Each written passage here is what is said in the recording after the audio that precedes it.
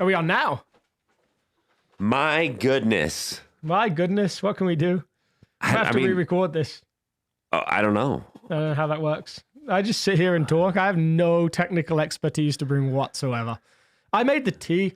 That was my contribution. We said a lot of really profound things. We just changed. In fact, we spent a bunch of time talking about the audio and how it might or might not be on. Yeah. This is why I normally have a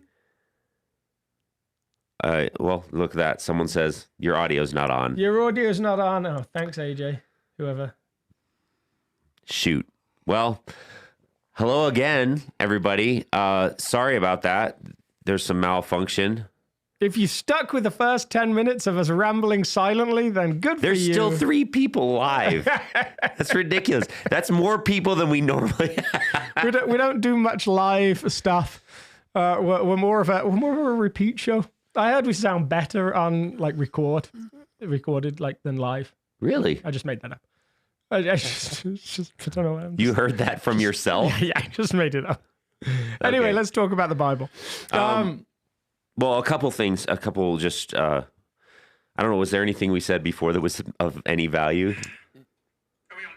There we go. Look at that. Okay, he's working. Now you can stop panicking. Okay, now I can. We have audio now. Away. What we said that was profound before is your question. So we talked about the fact that you preached this week, and as a worship pastor, I mean, probably similar to how I felt as a youth pastor back in my youth ministry days. You almost get a pass on pretty much anything. Now, fortunately, the message was great, and I don't even just mean it was theologically accurate, which is one measure of goodness, I guess. But it was deeply connective for lots of people. But there is this kind of sense of as well of like when you work in the world of worship, you don't spend a lot of time doing counseling appointments. You don't spend a lot of time doing some of the follow-up stuff. So there is a bit of a sense of, yeah, let's stir up the waters. Let's get things all nice and muddy. And then some poor idiot comes along and tries to clear them again. That's right. See, I can just say stuff and then he has to deal with the outcomes of it. So it's kind of fun. Which is fine.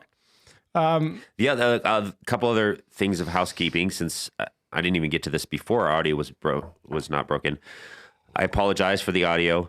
All my equipment's over there, and so I have to figure out the workflow to get it so that I can hear things. And I was saying, Aaron gets a pass for almost anything on Easter week because it is chaos with all the different moving parts. The sanctuary it's a surprise for Good Friday. Looks cool. Differently cool.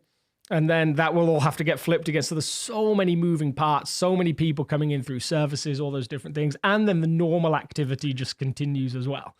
Because surprisingly, we're always shocked, right, when we get through Easter and then Sunday like appears after that. Like, you know, it still comes the next week. It's still like, and we get to take Easter Monday off, but that just gives us less time to do all the stuff we have to do before the next Sunday. Exactly. So a couple things. We are now on Apple Podcasts. Yeah. So if you want to listen to a podcast where the first 10 minutes of it, there's no audio, then you should pick us because that's the kind of podcast I feel like we run. Could edit it before we put that on. You think so? I don't know. That feels like we don't have bandwidth. Yeah, maybe. But yeah. I think so. That might be wise. Yeah, I think so. Let's cut that. Let's not start with 10 minutes of silence. All right, we're not that kind of podcast. We're so put together. Yeah, we're so organized, so detailed. And I heard that we sound better on podcasts than we do on YouTube. I'm just making that up as well. You keep looking at me like I'm serious.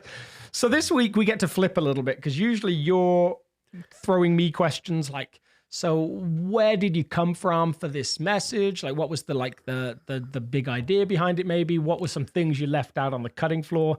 And now we get to flip it. It's like classic. It's all on you now. Don't screw it up. Like you get to shine. So we talked about disgust, which was the last of our emotions. And then I talked the week before about how, a couple of psychologists say really there's just 2 emotions at the very core level. There is fear and love. So all the way through your message, there were things that were firing in my brain of like, wow, like this feels like it has some deep connections to that. Because you talked a ton about love as an almost, I would say you didn't. I don't think you used the word, but almost like an antidote to disgust. To moral disgust, So, yeah. So unpack. Yeah, you just said moral disgust. Unpack for a second. Like, so there's moral disgust, not just you made me disgusting tea, or that food looks. You made disgusting. the tea today. It's So it's actually great. pretty Yeah. good. Pretty good. Oh wow! Damning with faint praise. It's pretty good. So yeah, let's begin from the beginning. Then of disgust is that experience you have when you bite into an apple and find that it's rotten. Like on its core level, like what is happening there? Well, we talked about the physical disgust. Is this? It's the physiological response to potentially dangerous or hazardous things. I don't remember the exact definition I put up on the screen off the top of my head, but I just remember it being spelt correctly. At least that was. If you didn't notice, when I talked about emotional intelligence, I spelt the word intelligence wrong.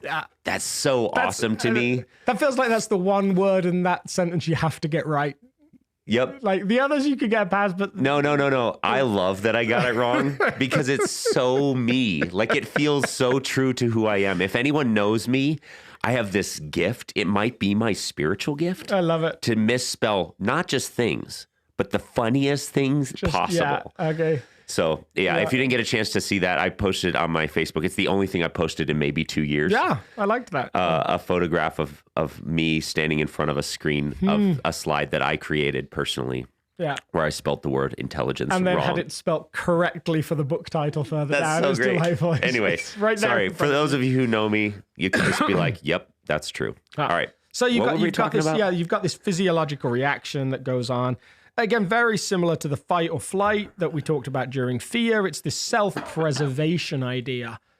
If I eat the apple that's rotten, I might get sick. And something in your body, it's like, I just did a furry up kind of sound. But that reaction is just a visceral, like human protective thing.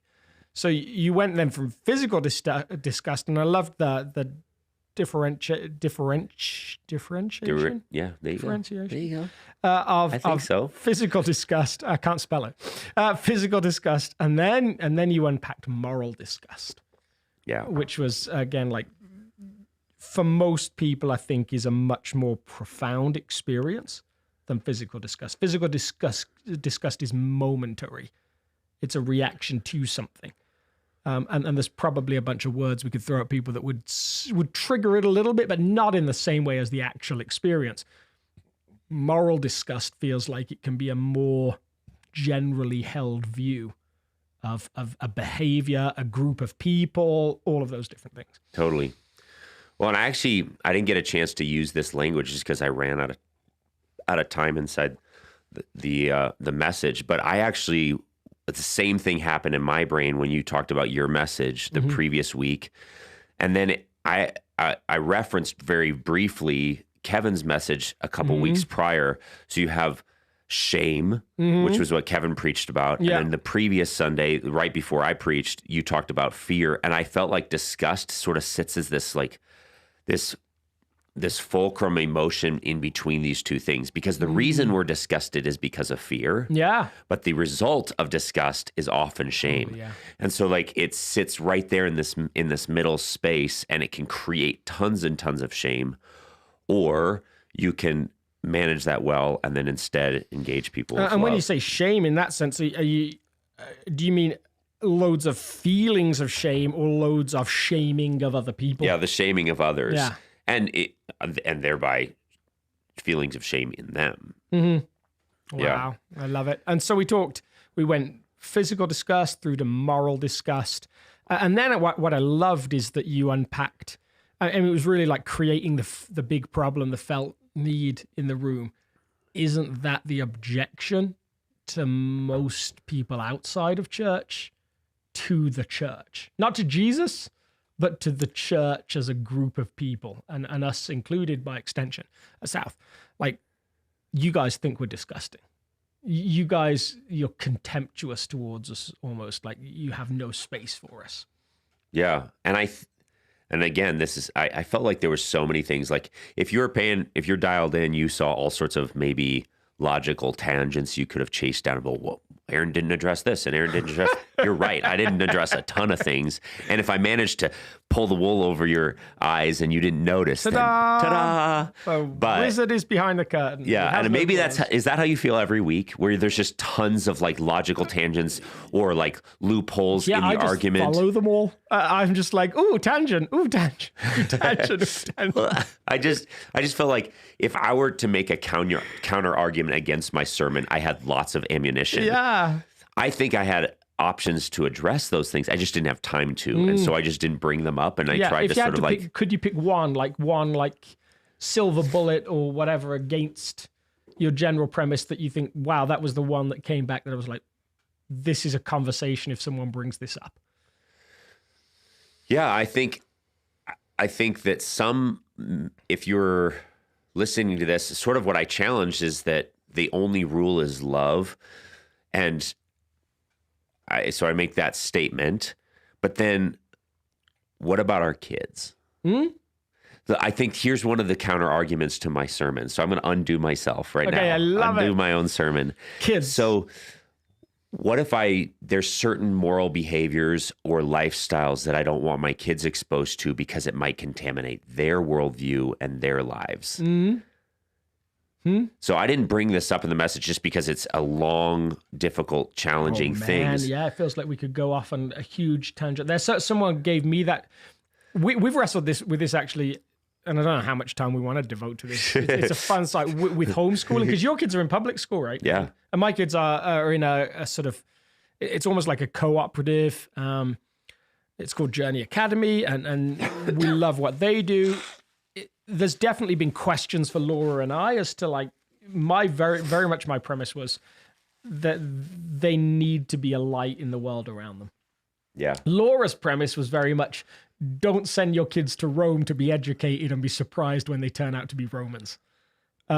Which again, like you could both in some ways. There's arguments behind both of them. And I hinted at this in the message when I talked about how, like Peter in the story of Cornelius and Peter in Acts 10, which is the text we anchored in, he'd been trained to avoid these things for good reason. Like the Old Testament had actually hinted at these sorts of things of like avoiding the worship of other idols, of all these sorts of things. And so there is an argument to say that if I'm exposed to certain things, you can either become the world or you can affect the world around you.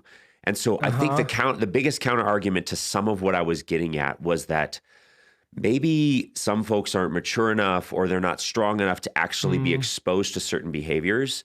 And if it is actually sin, to just to be around it might actually lead me into thinking that it's completely okay and healthy. And so again, I realize that right now I'm even undoing a lot of my argument. I still think that that the standard that God lays out and the standard that Jesus holds out in front of us is clearly on the side of love, and trying to figure out the complexity of that. And I think as well, we would say wherever you find yourself sat in that place, whether it's like, I mean, Paul uses this language of people that still need milk, not solid food. And whether we find ourselves in that place because of age or because of lack of spiritual formation, development, all of those different things, it feels like somewhere the goal is to grow and to be a light in the world around us. And so a friend of mine, he gave me this interesting pushback. I'm still playing with it a little bit, still wrestling. He said, show me in the Bible where it says your kids are supposed to be a light to the world. He was like, you're supposed to be a light to the world. Never says anything about them. I'm like, ooh, I mean, interesting. Like I'm processing that, but somewhere my kids need to grow up to be the light that God, the light of the message of Jesus in the world around them. I mean, just to take Jesus' simple phrase, they are the light of the world. A city on a hill. Where that happens, I guess, is where the question is. And so even if there's some space now to protect them from some things, eventually their maturity needs to grow to a point where they can be that in the world around them. And I think that the reason I still would stand by my message, shockingly, is that could make a great title. Preacher stands by what he said on Sunday. Like, surprise. I mean, I could have preached the whole other direction the whole time. Like, you should have moral disgust Take for your everybody. kids out of school. Yeah, and I'm not even making an argument for that or otherwise, because it's not necessarily about that. I think that the teachings of Jesus are invitational. They're not law. They're not like mandates in the sense that the mechanism of having right relationship with God hasn't, even according to like David, has never been the rules and regulations. It's been about relationship and encounter with the living God, all of those things, and ultimately in the person of Christ, the death, resurrection of Christ. So that's the important piece of the puzzle to get us individually in right relationship with God. So then what are the rules all about? Well, they're actually invitations to life, and they're invitations to a better way of living and stuff. So the argument that I don't want to be exposed to something, otherwise I'll get contaminated by it and I'll start running off into sin, is actually a misunderstanding about the potency of the invitation of Jesus. Because those things are so attractive that I might be enticed. Well, yes, unless you genuinely believe that the teachings of Jesus are more attractive. Yeah. And that's the aim of teaching kids. I think the aim of cultivating a generation that's not going to be easily contaminated by the world is to teach the way of Jesus in such a way that it's so beautiful and compelling that it actually has invitational power to it rather than law regulation power. Does that make sense? It's sort of a hard argument to explain, especially totally, when I have a cold in my head. Yeah, absolutely. You got a lot to think about.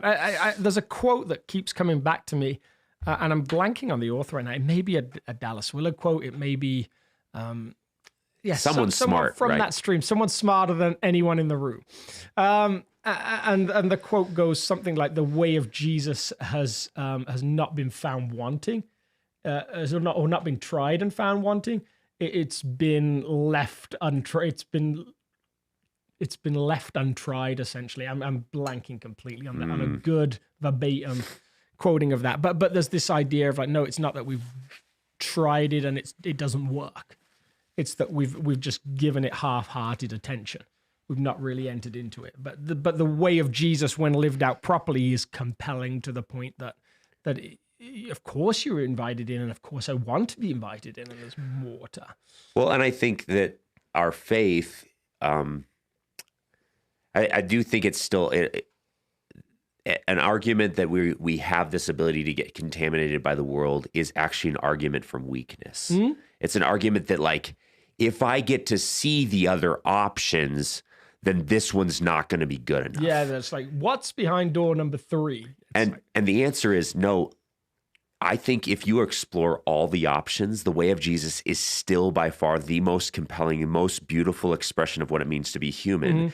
And unless our faith has been bombarded by all the options in such a way, and we've considered them in such a way that we can come out with that conclusion, then we haven't actually fully encountered his way, and experienced his way. And so, and that's the fear connection, almost totally. Like the fear of, what if I can't survive? What if I can't be good enough? What if my kids can't be good enough? What if this happens to them? What if they get exposed to this? Where will they? Where will they end up? So Elena and I were watching a movie the other day, and it was a movie that was made in the 80s. It was PG, and for the most part, there was nothing in the movie that I was worried about. But there's these couple of times where a couple of the characters mention sex, and you kind of sat there with a 10-year-old who's still figuring stuff out, really. And then there's this moment of like, wait, isn't some of the problem that our whole American society finds sex a terrifying thing to talk about? It's almost like it's almost treated, especially in Christian circles, as this really dirty thing. And that's why you have all these people that get married at a young age and they feel like they're going from 0 to 100 miles an hour. And they've just been brought up with this sense of, no, I shouldn't really be talking about this. Like there's a whole bunch of fears there that we project onto our kids. Like what will they become if they get to see what's behind some of these doors? Yeah. And that doesn't mean there's not a right time and a right place. Totally. And so you see the tension with the conversations in Florida right now about like, well, should we, when should we be talking about these things? Totally. And so that's the whole side of the argument that I just didn't have any bandwidth in the course of a sermon to address all of those things. So I'm not at all arguing that we don't pace these sorts of things and teach these sorts of things. But if we have this expectation that the way of Jesus, like there's something that my kids could discover that's going to be ultimately so compelling that it's genuinely better than the way of Jesus. Well, that's not a thing. I don't think. I think there's this beautiful strength that we have that to say, no, that the way of Jesus is actually so beautiful. It can stand up to every worldview. Yeah. There's no scientific discovery that's going to show up on the horizon. At least there's been moments where the church has thought there's one. And every time, like upon further study and further exploration, you're like, oh my goodness, this is so in alignment with the way of Jesus, and on and on and on and on. The world is flat. Oh wait, it doesn't matter. Exactly, and on and on. But that doesn't mean we don't. We are not cautious, and we don't have to figure out the complexity of exposing our kids to things in the world. But that doesn't mean you have moral disgust for someone. Yeah, and that I think nudges us healthily onto the place we saw a lot of people land with this was, again, going back to that question of, well, not really sex, but sexuality. Like that was I think the profound takeaway. So unpack that for us a little bit.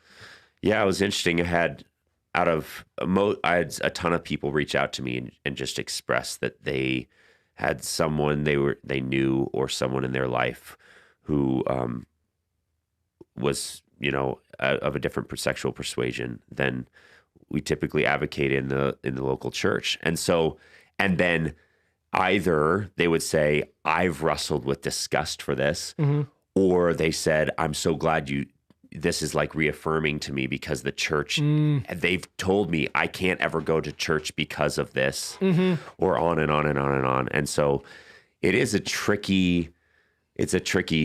so tough thing to deal with. But I think that the life of Jesus shows us over and over and over again that Jesus would have figured out a way to interact and engage with people. And in his day and age, it was Samaritans, Gentiles, tax collectors, prostitutes. These were the same on the same sort of playing field as far as disgusting behaviors and people groups as we might have classically thought of in the church world or in the Christian world of other things related to like sexual orientation or political worldviews or whatever it is art in our day. Jesus would have found a way to do this in a way that was massively rehumanizing and beautiful and good in some way. And that's the complexity that stands before us as followers of Jesus. We have to figure out how to do that. And how to operate in a world that we don't always understand, and that changes and is fluid. Like I think some of the conversations around sex, gender have moved massively in the last 10 years. And then also in the last maybe 40 or 50 years, there's a huge bunch of changes there. A memory that I have of my early faith, maybe 19, 20 years old, working with a bunch of guys and girls the same age, was somewhere this conversation coming up. And they knew that I'd started following Jesus. They knew, they probably didn't know me before I was, to be honest. So to them, I was always, Alex, one of my nicknames was Priest. Like that was just, nice. And again, that came with some great stuff. They would come to me for advice on things, all those different things. But there was this knowledge of who I was and what I stood for. And I remember one of the guys saying to me, well, you're a Christian, so you must hate gay people, right? And I was intrigued by the use of the word hate. Like, so right now we probably get this sense of a tension between hate and disagree with. Are those the same things? But at least in his perception, without even knowing whether I disagreed or not, he went towards hate, which is probably along the same lines as disgust, right? There's probably some and I think synergy there. And I think some of the some of what's going on there actually has to do with how Hollywood and other media circles portray Christianity. And not even just Hollywood, but the media picks up on certain extremist religious / Christian groups that are genuinely hateful and horrifying to me. Yeah. Actually, if I'm honest, when I was going through this message and saying, Jesus, what's the message for me? Whenever I'm teaching something or preaching something, I'm always saying, Lord, I want to learn this first. The groups of people that I feel the most moral disgust for are Christians. I'm sorry. Yeah, I get that. I be one of them. Yeah. I is one of these things. Well, first, let me say I love your premise of how does it speak to me. I'm like, God, fix these people. Like, what have you got for that? But I think I totally agree. There is that we are broad enough as an entity, Christians, that there's gonna be some sense of I'm not like those Christians. We even use that language. And more nowadays, I feel like when people find out I'm a Christian, if that term even comes up, it's like right off the bat, I feel obligated to say, "Oh, I'm not like that kind." There's other kinds. You know that, right? Please, like, don't write me off as that kind, the kind that you grew up with and that was belligerent and angry and gruff about certain things in your childhood church, or that kind that was abusive to kids and whatever it may be, that you have this perception about Christianity. I feel like when people find out, I'm always like apologetic because of how the church has been portrayed either by Hollywood or by some extreme groups. And it just breaks my heart that people write off Christianity for non-Jesus reasons. That shatters my soul. Yeah. And so my moral disgust, and the thing that I had to repent before Jesus this week while I was preparing this message, was to say, even the religious people who are genuinely trying to follow, they're genuinely trying to follow him. They think they're on the right path, just like Paul did before he got encountered on the road to Damascus. He was killing Christians, but he was genuinely trying to follow me. Okay, all right, I have to relinquish this moral disgust that I have for them who seem to give Christianity a bad name. And I have to say, how do I love even those who are in my sphere that make me feel like I look bad? Yeah, totally, yeah. And so, like, in this complex world, and I think what I loved about your message, and I think it's a stance we try and hold here at South all the time, we're constantly about the complexity. We're very rarely going to stand up and say black and white, this is the answer, other than Jesus, and maybe a couple of other things. We're going to wrestle with the fact that there are tensions. Why is it that some people, we pray for some people that they get healed and others that they don't? Yeah. Why is it that some people seem to do all the right things and end up broke, alone, all of the things that we maybe think of as negative things? We wrestle with those tensions a lot, I think. And so I love that you recognize that this is a tension. But a couple of questions I have. The first one is, in this complex world, what does it look like to love someone that you don't agree with? Well, I think you just answered it. I think it's complex. Yeah, I like it. Okay. I think, and shouldn't it be? Isn't it more true to human existence? Like, everything in human existence is complex in regards to like how we interact with things, and every, as soon as you get into a relationship, you realize that, oh, there's their emotions and my emotions, and they're mixing with each other, and they're confusing and complex, and on and on and on. And I think the answer is, it's going to be as complex as human existence has proven to be. Yeah. And so for us to say, no, this is right, this is wrong, interact with these people, don't interact with these people. Okay, so then that answer is just very non-human. Yeah. And so that's what I meant by it's dehumanizing, to put it in that category. It doesn't exist in the human world. So to rehumanize it is to say this person has a story. And so I started to give an answer to that at the end of the message. And it was to learn the story. What's the backstory? What's their life? What are the things that they love and stuff? Take that the particular issue that you disagree with. That's just one facet of who makes them a human being. And then learn the rest of that part. And there's a lot to love in people beyond the one issue that you may disagree with them, the 1, 2, 3 issues and so there is a lot to love. Yeah. And I disagree with my wife on things. I disagree with my kids about things. That doesn't mean I don't love them. I used to disagree with my wife on stuff, but then she said, no, you don't, not anymore. Okay, perfect. I should do that. Like, genius. Yeah. You got it all figured out. She just said no. She brought me back into line. And so I think that's the challenge we have, especially in our day and age with this, we have this inclination to make people a single issue. Yes. Yeah. Oh, you're a Democrat. Oh, you're a Republican. That's all that you are. 100% of your humanity is wrapped up in your single issue.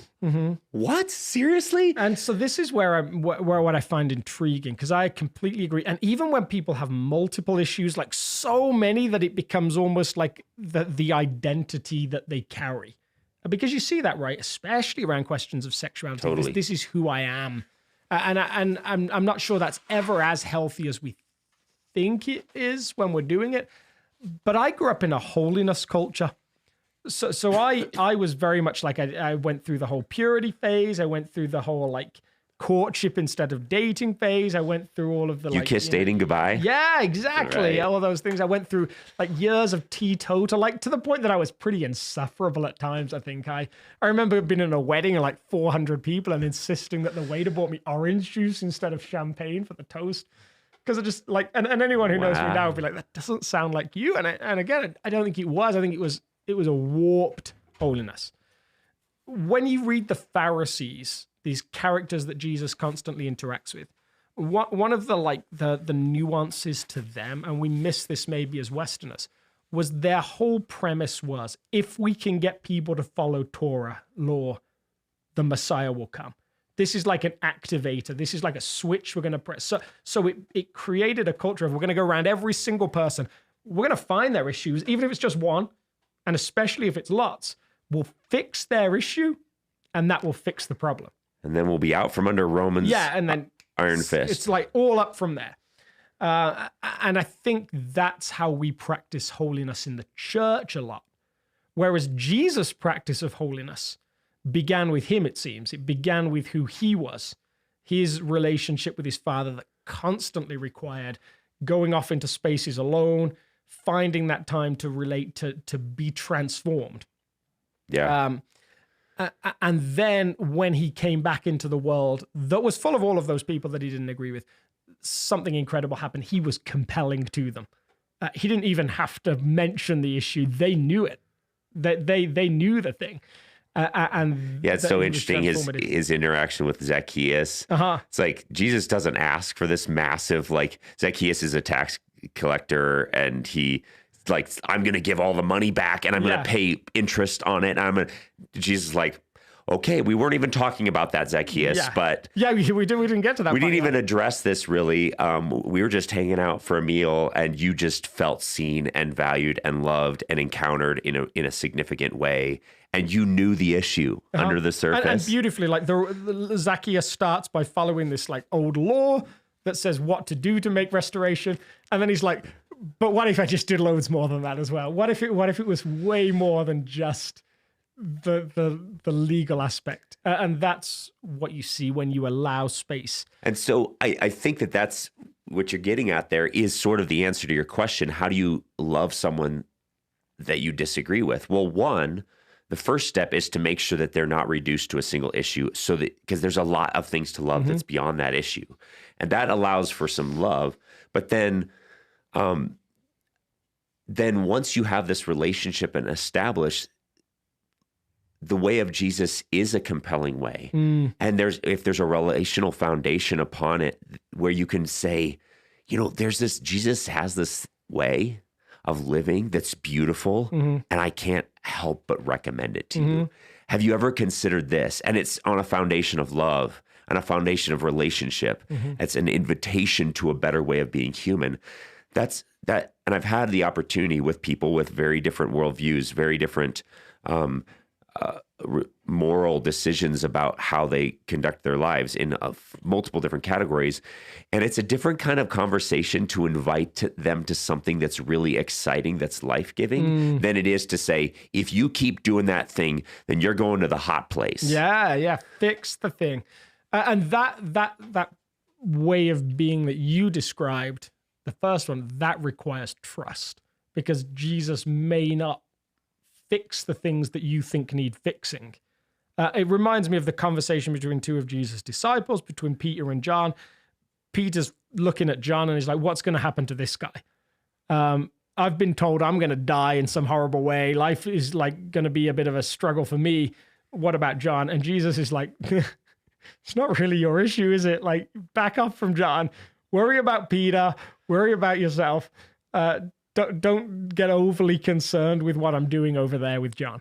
And I think we do that. We have very much a sense of like, what is God going to do? And one story I've used, I think, in our conversations, but I don't think ever we've talked in this podcast, was a friend of mine who started pastoring an older, more traditional Pentecostal church, and a lot of people in their 40s, 50s, 60s and beyond. And then there's this moment where they got this young couple that came in that were unmarried, sharing a house together. And so in that tradition, the first thing that might happen is people take them aside and point them to a passage in the Bible and say, no, this isn't the way you're supposed to live. And my friend looked at them and said, if any of you says anything to them, I'm going to persecute you personally. I'm going to be coming after you. And so after a couple of weeks, maybe months, they're at this friend's house, they're having dinner together. And as they're having dinner, there's this conversation that sparks up, and the guy looks at my friend and he says, so can I just ask, like, we've been reading the Bible together.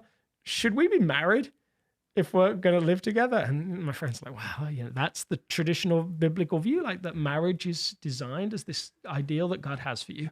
That would be a great step. And the guy looks at the girl and he's like, well, I love you. Do you love me? And she's like, yes, I love you. And then he says, well, do you want to get married? She's like, yeah, absolutely. And the problem that was perceived in the church, Jesus already knew what he was doing. He was already at work. And that seems like a much better model than going to everyone and saying, I see this issue, please fix that for next week. Yeah, absolutely. I think the other, so if you're wrestling with, the question Alex asked me earlier, how do I love someone that I'm disagreeing with a certain decision they're making or whatever it is? That's another tip embedded in the story that Alex just said. It's this idea that patience. Jesus is obnoxiously patient, almost annoyingly patient sometimes so with me and things that I want changed in my own life, things I want changed in other people. And so being willing to be patient, and then affirming obedience to the way of Jesus whenever you have a chance with the person that you're talking about. So when there's a moment where something comes up, a decision that seems more in alignment with the way of Jesus, and they're like, yeah, I'm thinking about doing this, even if it's in a completely different category, affirming the wisdom of the way of God and the way of Jesus. And then, especially if they realize that these are the teachings of Jesus, over time, trust in who he is and his wisdom for their lives will be so strong that if Jesus chooses to bring that issue up, they'll be ready then. I love it. And I think that's part of how you interact with someone. And sometimes I know that I've had a few relationships or sort of folks that I've mentored or counseled, and I know that there's some bigger issue that may come up down the road for them personally. A lot of times I choose not to spend my time there right off the bat, because instead what I want them to do is I want them to realize that Jesus is the smartest human being who ever walked the face of the earth, because he's God and he made us. He designed our very physiology to know what works both biologically, emotionally, psychologically. He knows all of that. And so if they don't believe that he's wise, good, gracious, loving, and he has something to say about being human, why would you take the most dear identity defining issue in their life and say, deal with that one right now? Yeah. Instead, establish trust in who he is and say, like, what's Jesus saying to you about, your anger? Yeah. Or what's Jesus talking to you about? Or, oh man, I encountered this idea where in my own life where Jesus taught this and I tried it. It was amazing. I highly recommend it to you. Start there. And then over time, they're like, man, I think I trust Jesus. Which is incredible, right? Because that's the pattern we use in our human relationships. If we can trust people on some surface stuff, we tend to start trusting them with some deeper stuff. We try and flip that a little bit, I think. And yeah, it's like always get to that bottom line. Like you've got to make this certain commitment. This is the thing. This is the thing, and it's always tithing. That's not really.